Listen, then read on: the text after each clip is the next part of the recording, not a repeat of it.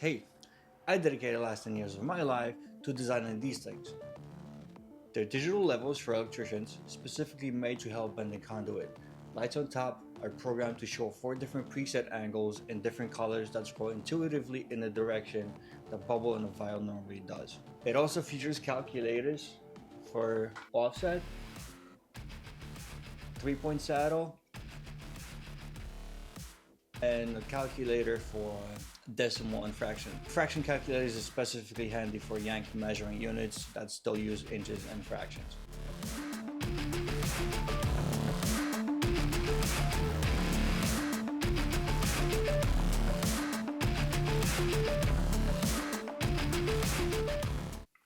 So over the last 10 years, I taught myself how to use CAD, CAM, design printed circuit boards, write programs for microcontrollers, debug microcontrollers, spent months writing code and designing things.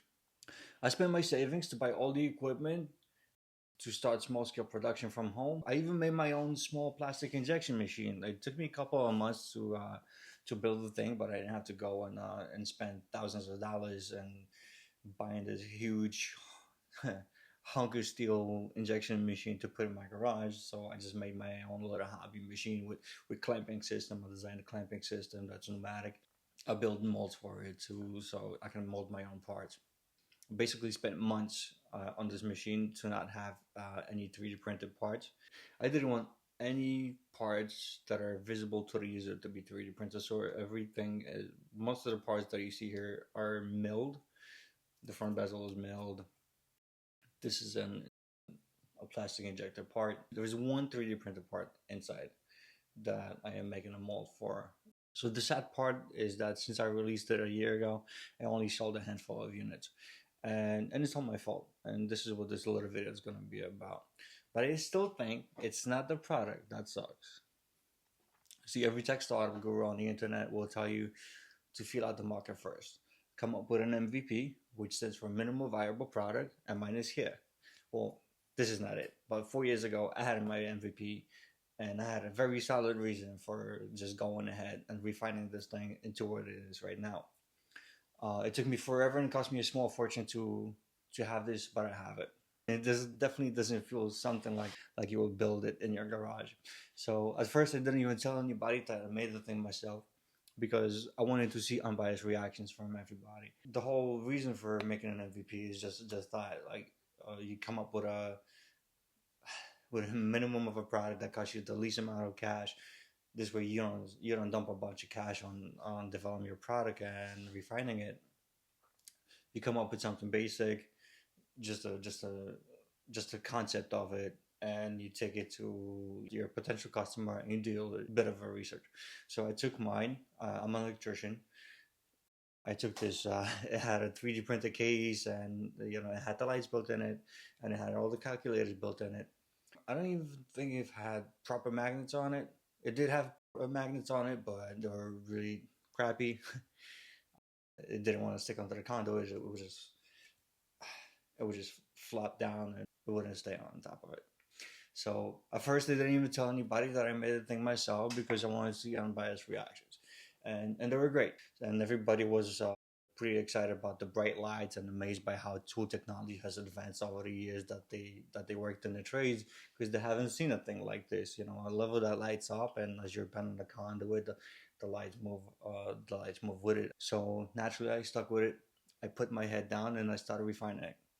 But of course, with no sales, because I didn't want anybody to be disappointed. So I took another 4 years and I refined it. I built processes around manufacturing and stuff like that. I just didn't want to sour my customers by selling them a half-baked product. So I guess this excitement from people who saw the product in the earlier development stage was the main source of fuel that kept me going for these last couple of years of working on it. Everyone who's worked on developing a product knows very well that it takes more than just design it in the CAD. It doesn't even end at making the first few pieces either. So most of my time and money went into developing the processes. I didn't have to, but I bought my own CNC mill. I learned how to use it. I learned how to program the CNC machine, how to set it up, how to come up with the correct tools. I mean, aluminum is pretty forgiving when it comes to machining, but I wouldn't call myself a machinist, but I dabbled with it enough to make this. And most importantly, I had to come up with a way to make this efficiently and repeatedly. So back to the sound part of it.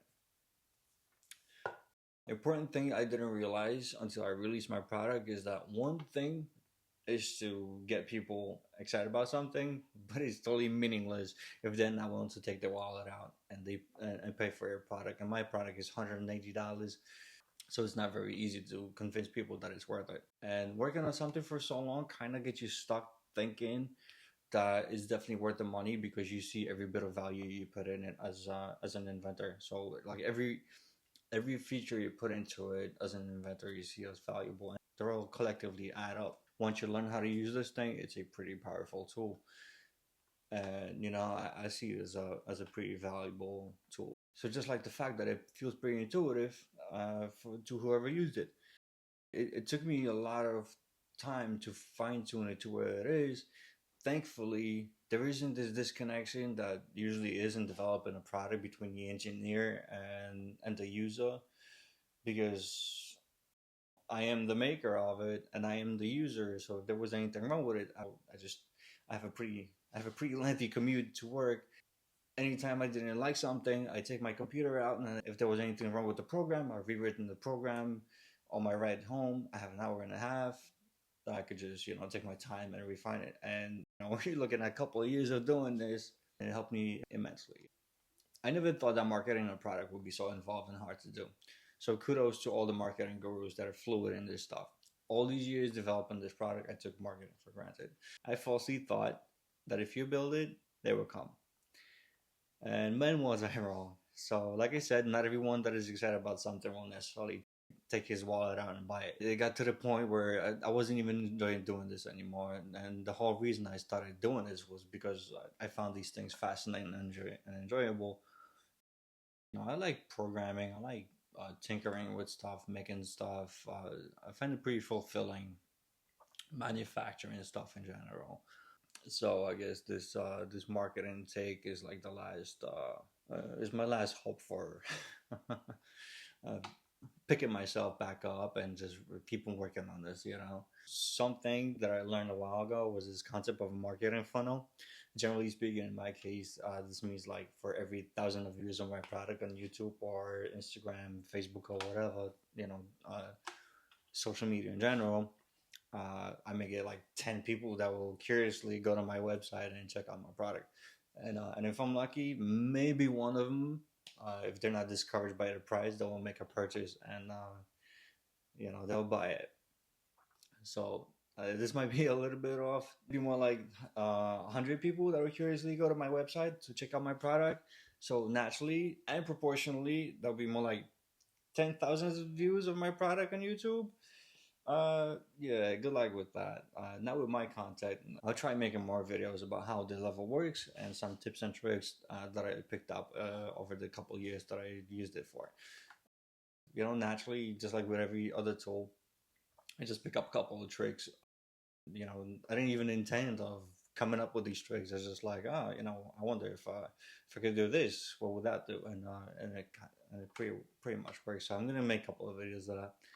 Maybe that will attract more electricians and make them aware of this product. So another thing I would like to make too, a couple more videos on is this whole behind the scenes stuff. Like, how I'm using the mill, how, showing my processes. I have a pretty big backlog of videos on how I made my own plastic injection machine and the mold for it and the whole clamping system. I can share the files to anybody that's interested in it. I have no interest of keeping these files all to myself. You know, I'm in a business of making levels, I guess. I benefited a lot from internet communities. There's this vast amount of knowledge that people just share on the internet because they feel like sharing it within the community, and I definitely used some of it by myself. And I feel like if I could share something, I wanna I guess pay forward and share some of it myself too. I think it'll be pretty exciting. Like, I definitely don't want to keep this all to myself. This product I designed, I made it. It took me so long that I will not share the files for it. Yeah, this is, it took a lot of work, and a lot of work that I did, that I just put in myself. So I won't be sharing this. If you want to buy it, yeah, go to my website, buy it, support me. Thank you. I'm also never comfortable sitting in front of this camera and just talking.